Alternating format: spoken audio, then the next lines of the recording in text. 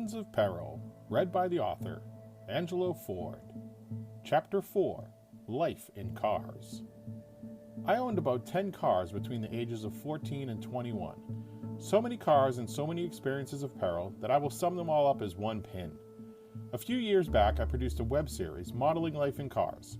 I built scale models of each car and told stories of how I came to own and ultimately destroy every one of them. Attending a trade school and majoring in automotive technology enabled me to find junked cars and repair them to a drivable condition. I owned a 1977 Trans Am, a 1978 Chevy Nova, a 1978 Z28, 1986 GTA Trans Am, a 1984 Camaro Z28, and a 1995 Mitsubishi 3000 GT, just to name a few of my favorites. To hear the full stories of each car, be sure to check out my web series on YouTube. All of the accidents with each of my cars was due to hubris, overconfidence, and teenage stupidity. One in particular was my aunt's 1987 Hyundai Excel. I was driving home late with some friends, and one of them dared me to get some air on a hill that was quickly approaching. I revved up the engine, downshifted, and proceeded to speed up. It was too late when I noticed the road veered to the left and made a turn. We flew off-road and down into a ditch. The car rolled upside down and came to a stop in a swamp on its roof. Luckily, my friends and I crawled out the window and nobody was hurt. The police officer that arrived on the scene could not believe the situation and called a tow truck to winch up the car onto a flatbed. When I walked into my aunt's house at 1 o'clock in the morning, she went through the roof and exclaimed, "Fucking Angelo, where's my car?"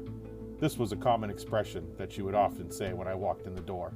We arrived at the auto impound the next day and found the car as a wreck. My aunt made me buy the car from her as a lesson in responsibility, and after some creative use of Bondo and dent pulling, it became my first car. Each accident in these vehicles taught me a lesson, but it took a few of them to get the point to set in. As I walked away from consecutive near-death experience, my hubris only grew. By the end of my teenage years, I began to feel invincible and had a desire to join the armed forces. One of the accidents that stands out the most involved my 1984 Chevy Monte Carlo. I was driving home from visiting a friend and it was around 2 or 3 o'clock in the morning. I was exhausted and doing everything in my power to stay awake. Looking back, I probably should have pulled over and just found a place to sleep, but that's in hindsight. I fell asleep while driving and veered into a Jersey barrier. The car clipped the cement barrier at just the right angle and ramped up onto its side and then over onto its top. I woke upside down on a dark highway. Luckily, neither I nor anybody else was injured. It took a few weeks to get the car repaired to operating condition. The car never quite drove straight after this accident, and my irreverent ways finally came to an end.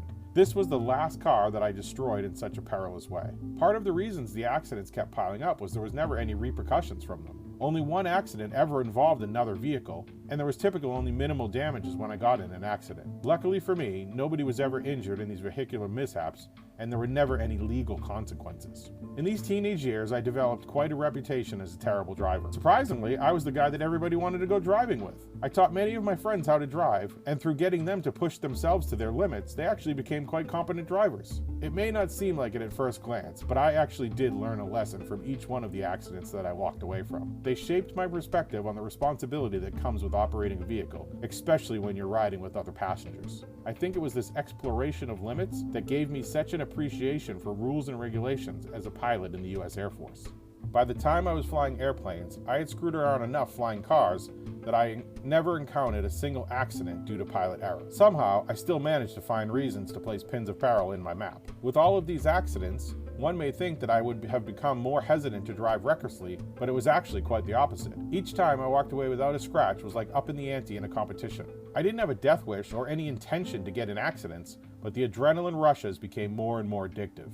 I took up mountain bike riding as a hobby in my teen years and would often drive up to the White Mountains in New Hampshire with friends. We would bike down the ski trails in the summertime. On one trip, I borrowed an uncle's bike and rode along a fire road.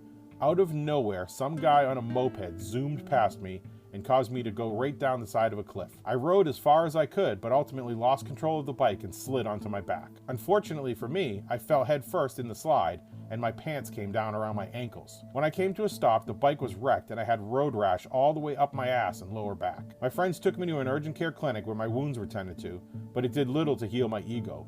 My uncle to this day does not believe that there was ever a guy in a moped, but hey man, that's how the story goes. Mountain biking taught me to separate my desire for risk-taking from cars onto a more appropriate hobby. I still ride 30 years later, but I am much more cognizant to be on the lookout for guys on mopeds. I learned my lesson over the years from driving and riding, most importantly to segregate my risky behavior. This chapter ends with 2 red pins, one for all the life in cars and another for the mountain bike encounters that served as more appropriate outlet for my testosterone addiction.